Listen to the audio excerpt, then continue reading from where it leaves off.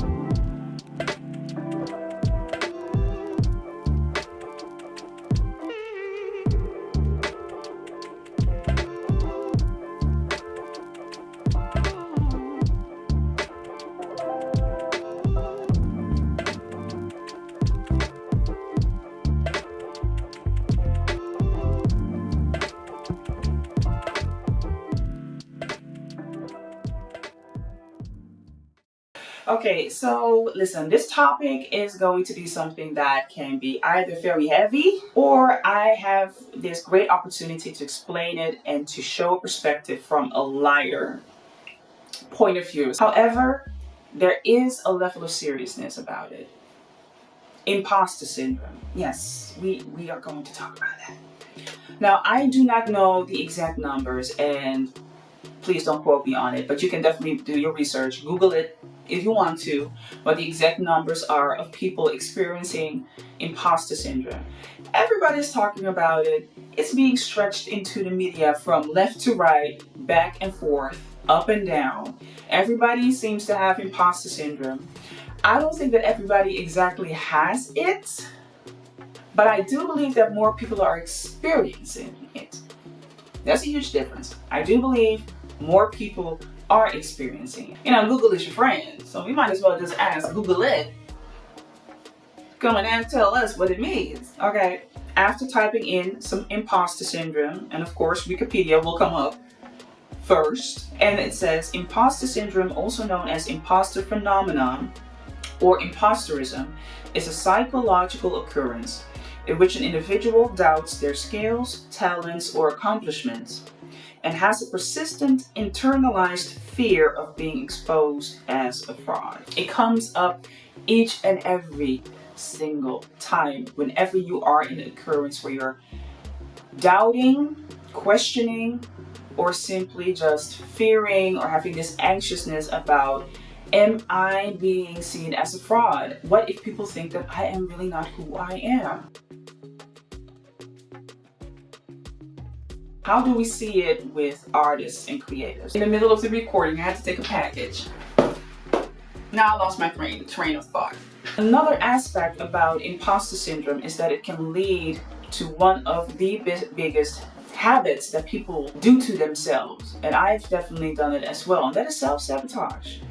You sabotage the possibilities, the chances, the opportunities of creating the life that is actually really possible and could just happen for you. So this thing becomes then a vicious circle. There's a goal that you have and you would like to achieve that in your life. There are certain talents that you have that can help you get that goal. You have a fear that people might see you as not being who you really are. You're afraid that people might see that you are not as talented, are not as creative, are not as artistic, or whatever that might be. You start to sabotage yourself. Procrastinate.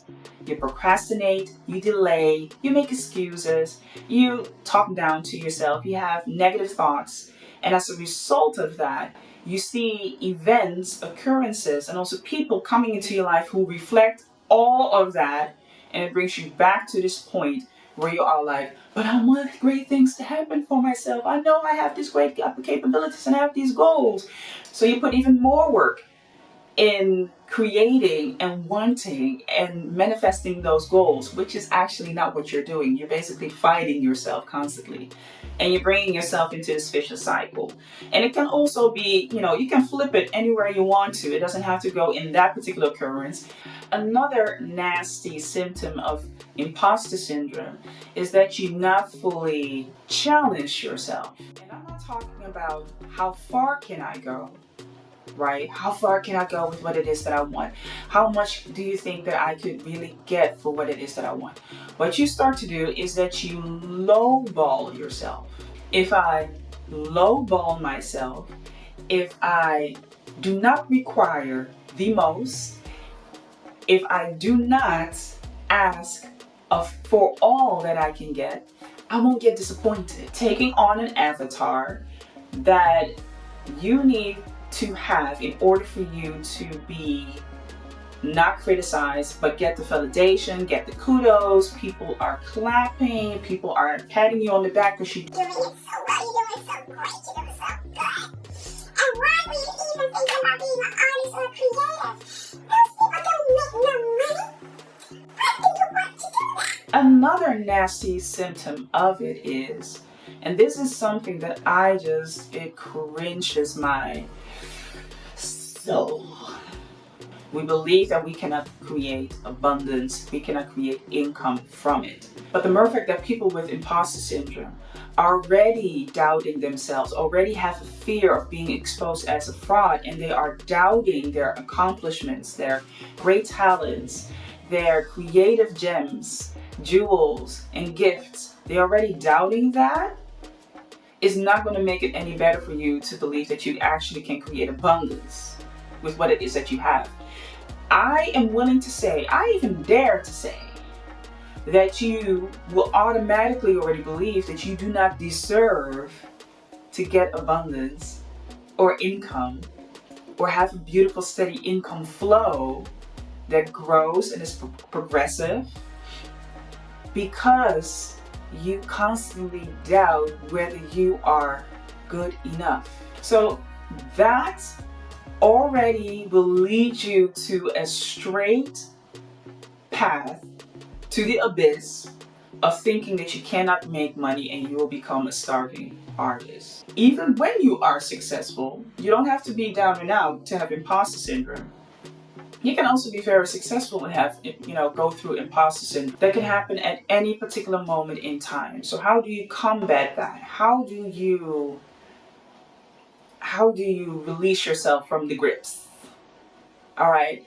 How do you detangle yourself from this mess? And be like, no more. No more of this. You have to acknowledge it. I think the best thing that you can do, and I looked at myself for doing this as well, is that you acknowledge that you have been doing it. Acknowledge why you have been doing it. Right? I had a couple of reasons why I've been doing what it is that I've been doing. And for people that are going through it, you have a number of reasons why you are doing certain things subconsciously. Because the moment that you see it, trust and believe, everything falls into place. When you realize and you understand what is happening here underneath the surface, your subconsciousness, and that a large part has to do with the belief that you have over yourself, the fear of actually your own power, your own qualities, your own great unique qualities. It all makes sense.